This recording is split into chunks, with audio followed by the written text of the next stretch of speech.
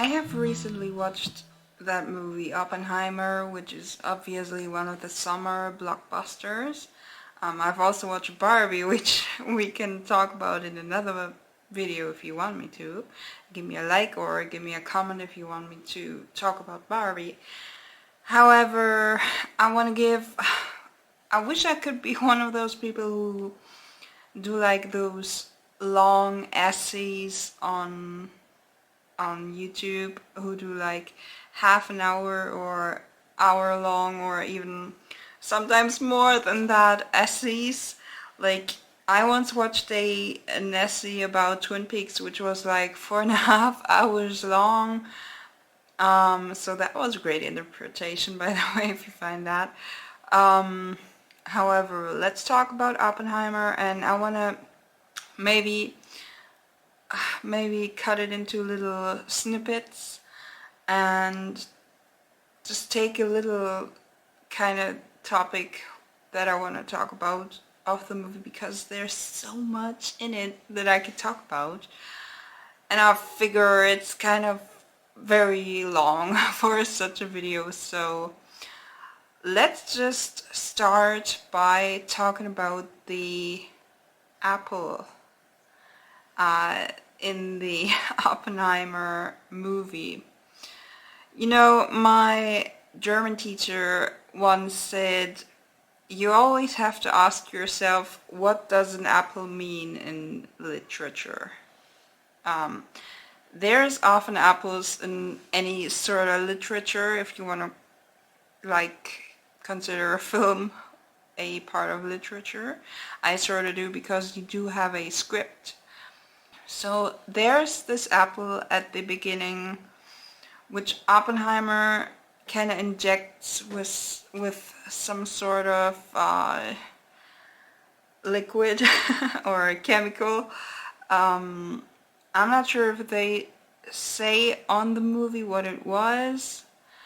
Apparently this is a true story, but apparently it's not exactly known what was in it. And however, also apparently the I think grandson of Oppenheimer says that this story is not true. So I don't know, but it's in the movie, so it has a meaning for the movie for sure. Yeah, it's very early on in the movie that he injects this apple, when he's rather unhappy with his life, work life in the university, as he still studies. So he's more of a practical physicist than a theoretical physicist. But is that the whole meaning of the apple? Is that the whole meaning of his, like, of the early part of the movie where he's in the university? I don't think so. So I don't know if you can, I don't know if Christopher Nolan, you know, is at a point of his career where he sort of needs to structure his movies like a Save the Cat kind of screenplay. However, possibly he does. Maybe some people have that figured out. I have only watched that movie once. I haven't read the script yet. I heard it was in first person. This is something we may talk about later in another video again, maybe. Let's just begin considering this apple like a Save the Cat moment for a second, because those were my initial thoughts with it. And also let me know in the comments if you think that this is a Save the Cat moment in Oppenheimer. I was thinking, you know, you have to present the character in a certain way. And usually that is done, if you don't know, it comes from the book Save the Cat, which is like a structure, like a very well-known, commonly known book for structure for screenplays. and sometimes books too, but mainly screenplays. So the save the cat moment usually is something like saving a cat. So you would have sort of an emotional moment with the protagonist. So you would see that they are a nice person that you feel empathy for, and it gives you that psychological kind of moment where you feel connected to them because you know, okay, this person is a nice person. If they suffer, I don't want them to suffer, and I will suffer with them if I watch that movie, whatever happens to them. So they are a nice person. However, in Oppenheimer, they sort of have a almost opposite save the cat moment. It's almost like a kill the cat moment, because literally Oppenheimer,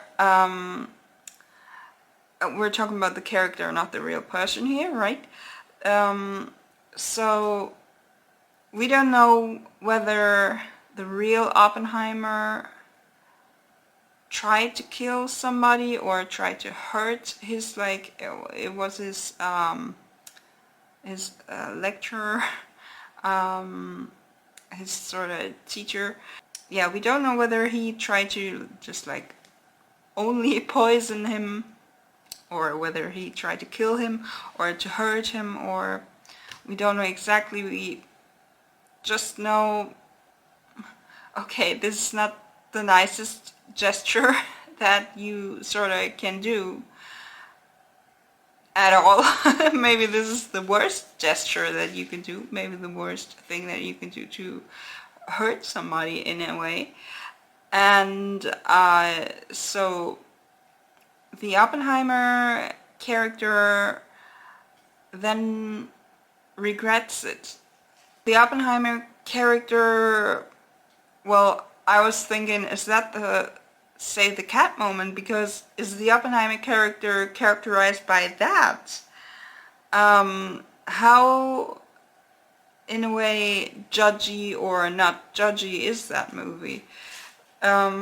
This really speaks for itself if you think about it that way. However, well, does it really characterize Oppenheimer? Yes, it does, but in a different way. Because I feel like it's a foreshadowing, and again, you guys, let me know your opinion on this. Is it a foreshadowing, you think, or is it just like a documentation or of what Oppenheimer did, what he was like in his early years? Or we can think like is more of a visual, metaphorical language that Christopher Nolan gives us here to sort of understand the movie and not so much the character. However, the character as well, because the character is the movie in this case, pretty much. I figure visual language in this movie is absolutely important, and thus I kind of interpret it as a very important foreshadowing, which tells us, okay, there's our main character. He has something on his mind that he wants to do. He wants to do something. He takes this apple, he injects something, maybe doesn't think about the consequences, and then sort of regrets it and realizes what he has done when it's almost too late in this case. So you know, this boyish sort of prank, this boyish prank may actually hurt somebody, and possibly he hasn't thought about the consequences until much later, when somebody that he likes is, you know, holds this apple in his hands and is confronted with it. And I feel like that's very much, and this may seem obvious to some of you, however, I feel like this is very much a foreshadowing for the movie, and again, spoilers, because at the end, obviously, Oppenheimer built the atomic bomb, and sort of did his physicist work, and didn't really realize until a certain point what he did, and that it actually kills people. So many people. I feel like the apple is a foreshadowing of that.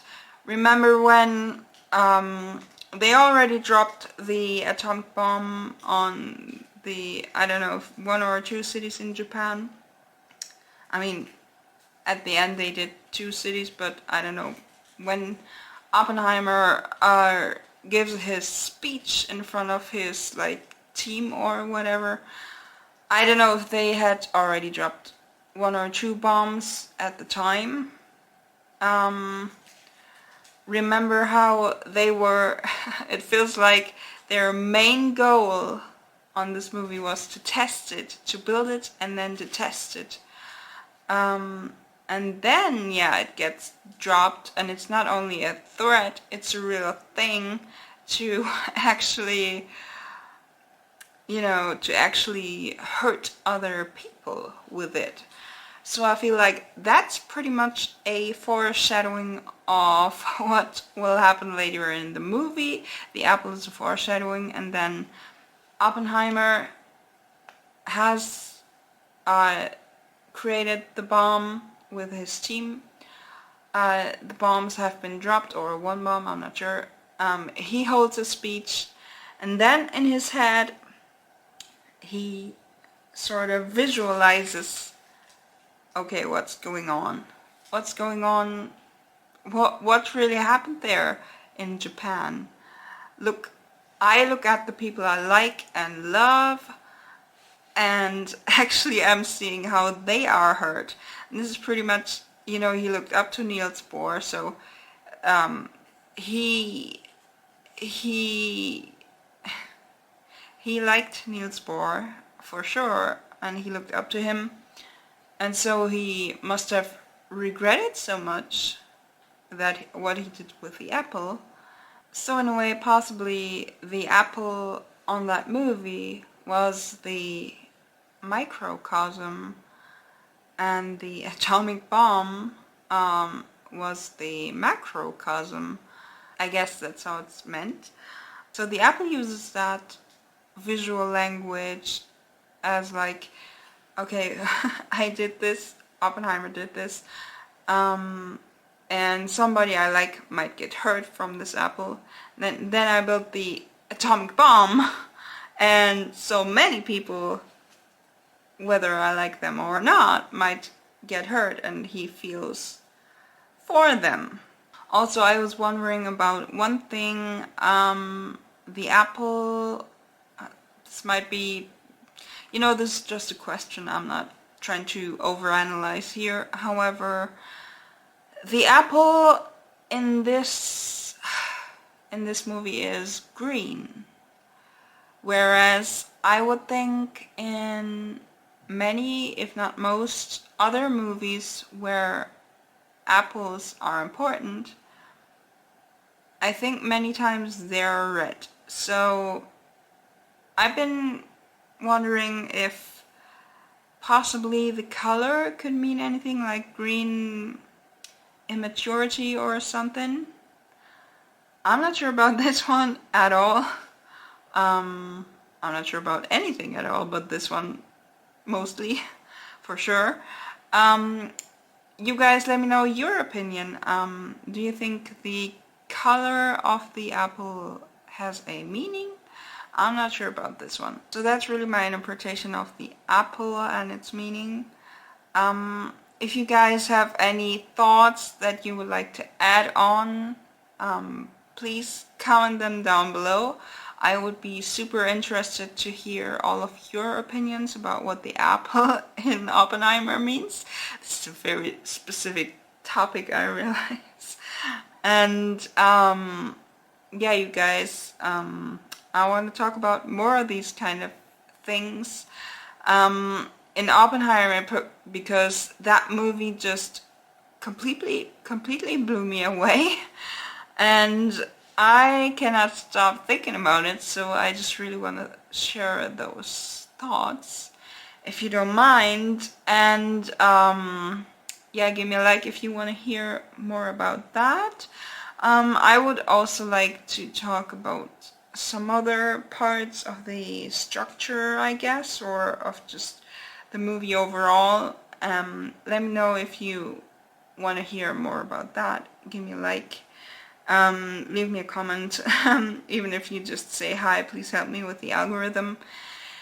And yeah, let me know what you thought about Oppenheimer overall, and about the famous apple that we talked about, of course.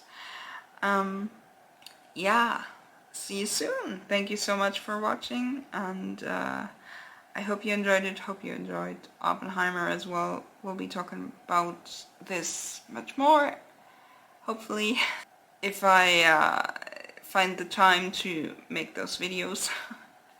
And yeah, see you soon. Thank you, bye!